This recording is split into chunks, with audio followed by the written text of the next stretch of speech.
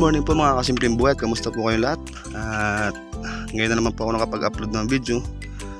At nagpakabit po kami ng bintana nakaraan, kaya ngayon na naman nakapag-video.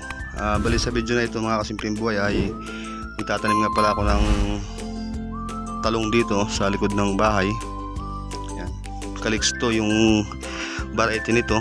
At malambot maganda yung kanyang bunga nito. Ito yung lumalagaw yung bunga.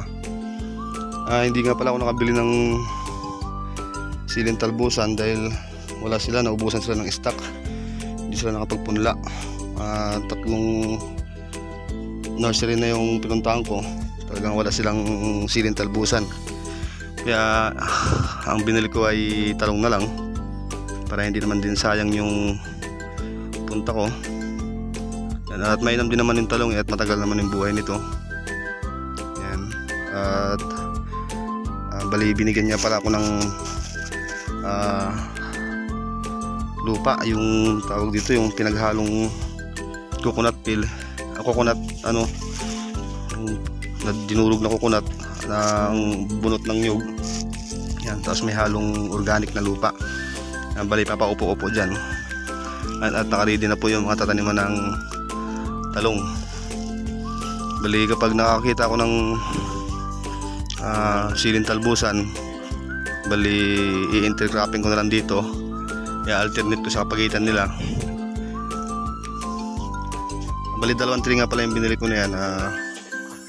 Mura na lang binigay sa akin. Ayun mga simpleng buhat, shout out nga pala sa mga bagong subscribers at sa mga dating subscribers dyan at sa mga viewers ko.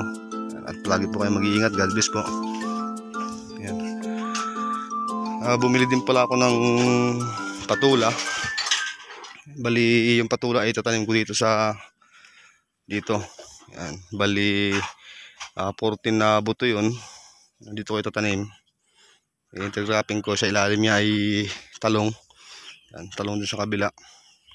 Nandito, yan po yung tanglad. Bali tinanggal ko na yung patula dyan dahil pangit naman mamunga. Yan, hanggang doon po yung talong. Yung kamatis ko na yan, konti lang. Ito lang po yung paglilibangan. At di baling gumastos, at least nakaka-relax ng ating puso't isipan. Ayan yung pagtatanim. Ayan na po yung kamatis at malaki na po sila. Bali pagkatapos kong magtanim, didiligan ko agad siya para hindi siya malanta. At tuloy-tuloy na po yan kasi maganda po yung talbos. Ayun, papakita ko po sa inyo. Yung talong. Yan. Maganda po yung kanyang ugat. Ayan, nabugbog lang po nung biyahe. Ayan, papakalmahin ko muna siya. Baka may stress. At yun iba ay sinupot ko na lang. Hindi naman po masisira yan dahil matibay na po yung kanyang ugat. Kagandaan nito, mayroong pasunod na lupa. Ito yung gagawin kong paupo para maganda yung kanyang lupa. Dahil yung lupa na to medyo matigas medyo kulay pula. Pero mainam din naman to kasi dito ang nagtanim ng okra. Kahit mainam din naman yung okra dyan. Magandang season to ngayon yung talong. Sana ay gumanda yung kanyang bunga at yung kanyang pagtubo. At meron naman din ako pang-spray dyan, yung brudan pati yung agrowil. Bali mamayang hapon nga pala mag-i-spray na naman ako doon sa talbusan para tuloy-tuloy yung kanyang pag-usbong.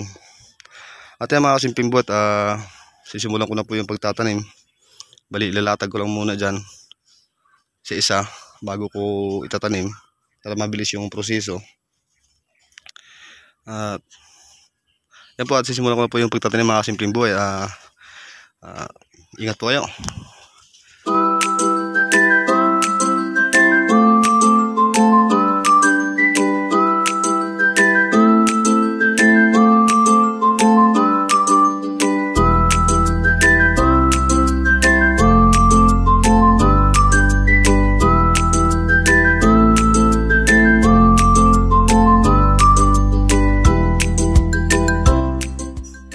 Ito na po mga kasimpleng buhay, tatapos ko na pong taliman dito.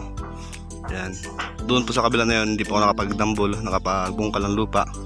Bali, mamayang hapon ko na po yan gagawin. Bali, tinapos ko lang po ito yung isang tray. Yan, hanggang doon po sa kabila. Yan po yung talong na Calixto variety. Yan, at nagdilig na rin po ako para hindi po sila malanta.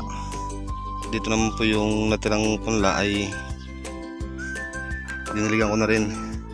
Yan, para mamayang hapon pag nabungkalan ko yun, saglit lang po bungkalan yun at may tanim saglit kahit dito sa kabila para sabay-sabay po yung kanilang paglaki. Yan. Hanggang doon po yan mga kasimpleng buhay. Pagandaan po yan mga kasimpleng buhay, mayroong akong tinatawag na paupo, nilagay na organic na lupa. Ayan. At para makabilo yung kanyang ugat. At hindi ko naman po siniksik talaga ng gusto yung kanyang pagtanim. Maluwag lang po yung pagtanim ko dyan. Kapag naka-recover na yung kanyang puno, yung kanyang ugat, gagampulan ko na lang po yung gilid nyan para hindi siya mabuwal. Kaya madali na lang po gambulan yan. At ayan mga kasimpleng buhat, hanggang dito lang po muna yung aking video. At update ko na lang po kayo sa next upload ko pag nagpataba ko dito. Bali, isang linggo lang po ito, pwede na siyang patabaan. 7 days. Ayan po mga simpleng buhat, maraming salamat po at hanggang dito lang po muna yung aking video. At ingat po kayo palagi at God bless po sa inyo lahat.